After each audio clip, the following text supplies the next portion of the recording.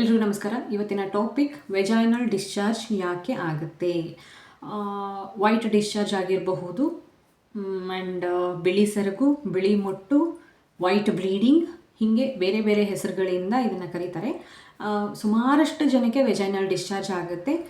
Life ಟೈಮಲ್ಲಿ ಹೆಣ್ಮಕ್ಳು hole ಲೈಫಲ್ಲಿ ವೆಜೈನಲ್ ಡಿಸ್ಚಾರ್ಜ್ ಆಗೇ ಆಗುತ್ತೆ ಎಲ್ಲರಿಗೂ, ಮೋಸ್ಟ್ ಆಫ್ ದಿ ವುಮನ್ಗೆ. ಓಕೆ, ಹಾಗಂತ ಎಲ್ಲರಿಗೂ ಡೈಲಿ ಬೇಸಿಸ್ ಮೇಲೆ ಆಗುತ್ತೆ ಅಂತಲ್ಲ.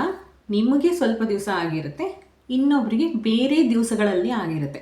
ಓಕೆ, ಆ್ಯಂಡ್ ಯಾಕೆ ಆಗುತ್ತೆ ಅನ್ನೋದೇ ಇವತ್ತಿನ ಪ್ರಶ್ನೆ. ಯಾಕೆ ಆಗುತ್ತೆ ಅಂತಂದರೆ, ಒಂದು ಅದು ಬಾಡಿ ತನ್ನಕ್ಕೆ ತಾನೇ ನಮ್ಮ ದೇಹ ತಾನೇ ಮಾಡ್ಕೊಂಡಿರೋ cleaning, self cleaning process.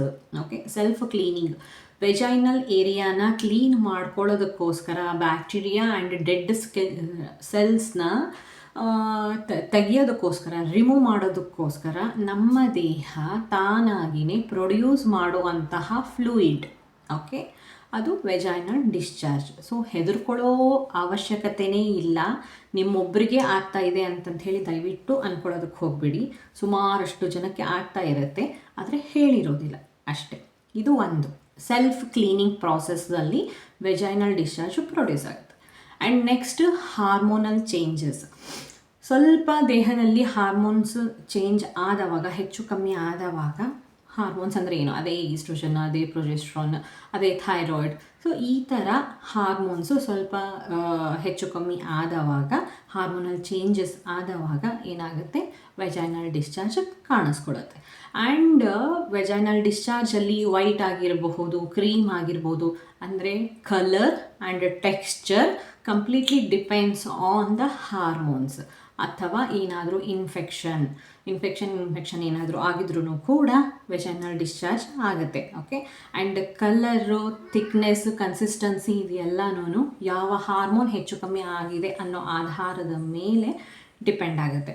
And next, pregnancy. Okay, ಪ್ರೆಗ್ನೆನ್ಸಿನಲ್ಲಿ ಸುಮಾರಷ್ಟು ಹೊಸ ಹಾರ್ಮೋನ್ಸು ಪ್ರೊಡ್ಯೂಸ್ ಆಗೋದಕ್ಕೆ ಸ್ಟಾರ್ಟ್ ಆಗುತ್ತೆ. ಅದರ ಜೊತೆಗೆ ಇರೋ ಹಾರ್ಮೋನ್ಸ್ ಲೆವೆಲ್ಸ್ ಕೂಡ ಜಾಸ್ತಿ ಆಗುತ್ತೆ, ಕೆಲವೊಂದಿಷ್ಟು ಹಾರ್ಮೋನ್ಸು ಕಮ್ಮಿ ಆಗುತ್ತೆ ಥ್ರೂ ಔಟ್ ಪ್ರೆಗ್ನೆನ್ಸಿ. ಸೊ ಹಾಗಾಗಿನೂ ಪ್ರೆಗ್ನೆನ್ಸಿನಲ್ಲೂ ಕೂಡ ವೆಜೈನಲ್ ಡಿಸ್ಚಾರ್ಜ್ ಆಗುತ್ತೆ ಯೂಶ್ವಲ್ ಆಗಿ. And next reason, sexual arousal. ಆ ಪರ್ಟಿಕ್ಯುಲರ್ ಟೈಮಲ್ಲಿ ನೀವು ಯಾವಾಗ ಪೀಕ್ ಮೂಮೆಂಟ್ನ ಮೀಟ್ ಮಾಡ್ತೀರಾ ಆವಾಗ ವೆಜೈನಲ್ ಡಿಸ್ಚಾರ್ಜ್ ಆಗುತ್ತೆ. ಓಕೆ, ಸೊ ಇದಿಷ್ಟು ಸಾಮಾನ್ಯವಾದ ಕಾರಣಗಳು ವೆಜೈನಲ್ ಡಿಸ್ಚಾರ್ಜ್ ಆಗಲಿಕ್ಕೆ. ಓಕೆ, ಸೊ ವೆಜೈನಲ್ ಡಿಸ್ಚಾರ್ಜ್ ಯಾವಾಗ ನಾರ್ಮಲ್, ಯಾವಾಗ ಪ್ರಾಬ್ಲಮ್, ಯಾವಾಗ ನಾವು ಡಾಕ್ಟರ್ ಹತ್ರ ಹೋಗಬೇಕು, ಯಾವಾಗ ಹೋಗುವಷ್ಟು ಅವಶ್ಯಕತೆ ಇಲ್ಲ, ಯಾವುದು ನಾರ್ಮಲ್ ಅನ್ನೋದಾದರೆ, ಒಂದು ಕ್ಲಿಯರ್ ಇರಬೇಕು, ಅಥವಾ ವೈಟ್ ಇರಬೇಕು, ಅಥವಾ ಸ್ಲೈಟ್ಲಿ ಮಿಲ್ಕಿ ಕಲರ್ ಡಿಸ್ಚಾರ್ಜ್ ಇತ್ತು ಅಂತಂತಂದರೆ ಅದು ನಾರ್ಮಲ್.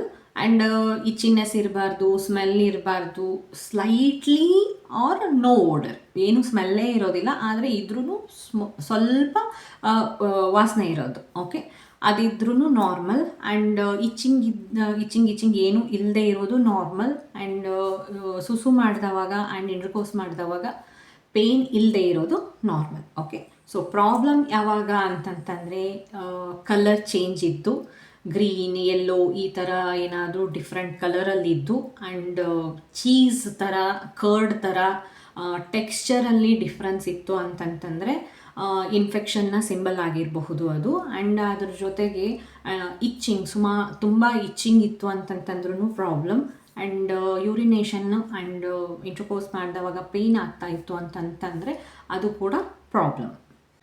ಸೊ ವೆಜೈನಲ್ ಡಿಸ್ಚಾರ್ಜ್ ಆಗ್ತಾ ಇದೆ ಅಂತಂದು ಮಾತ್ರಕ್ಕೆ ತಲೆ ಕೆಡಿಸ್ಕೊಳ್ಳೋಷ್ಟು ಅವಶ್ಯಕತೆ ಇಲ್ಲ. ಇಚ್ಚಿಂಗ್ ಆಗ್ತಾ ಇದ್ದರೆ, ಪೇಯ್ನ್ ಆಗ್ತಾ ಇದ್ದರೆ, ಕಲರಲ್ಲಿ ಡಿಫ್ರೆನ್ಸ್ ಇದ್ದರೆ, ಸ್ಮೆಲ್ ಬರ್ತಾ ಇತ್ತು ಅಂತಂದರೆ, ತುಂಬ ಸ್ಮೆಲ್ ಬರ್ತಾ ಇತ್ತು ಅಂತಂತಂದರೆ then it is a problem. ಆ ಟೈಮಲ್ಲಿ ಡಾಕ್ಟರ್ನ ಮೀಟ್ ಮಾಡಬೇಕು. ಅದರ್ ದನ್ ದ್ಯಾಟ್ ಇಚ್ಚಿನೆಸ್ ಏನೂ ಇಲ್ಲ, ನಾರ್ಮಲ್ಲಾಗಿ ವೆಜೈನಲ್ ಡಿಸ್ಚಾರ್ಜ್ ಇದೆ, ಕ್ಲಿಯರ್ ಇದೆ, ವೈಟ್ ಕಲರ್ ಇದೆ, ಅಥವಾ ಸ್ಲೈಟ್ಲಿ ಮಿಲ್ಕಿ ಇದೆ ಅಂತಂತಂದರೆ ತಲೆ ಕೆಡಿಸ್ಕೊಳ್ಳೋಷ್ಟು ಅವಶ್ಯಕತೆ ಇಲ್ಲ.